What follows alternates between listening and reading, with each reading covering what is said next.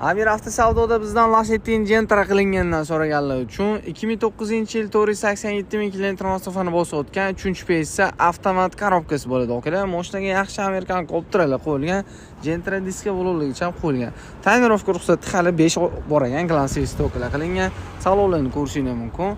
Evacor, Mersroll, Malibu barlar qo'yilgan. Sizning holatlarni o'zingiz uchun bir qator cheska qildirib olasizlar. Test monitorligicha ham qo'yib qo'shibdi. Tomli polni Alcantaraga ham qilingan. Temir gaz balon ustonovka qilingan. Motor, korobka, hado qismlarida hech qanaqa muammolar yo'q.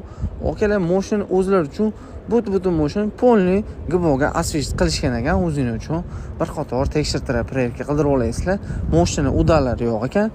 Okalar, bu mashinani sizlar maza qilib minishingiz uchun $6,400 baholandi. $6,400 ga 2009-yil 487 ming kilometr masofani bosib o'tgan minishga tayyor 3-peysa avtomat korobka Lacetti'ni Gentra qilingan.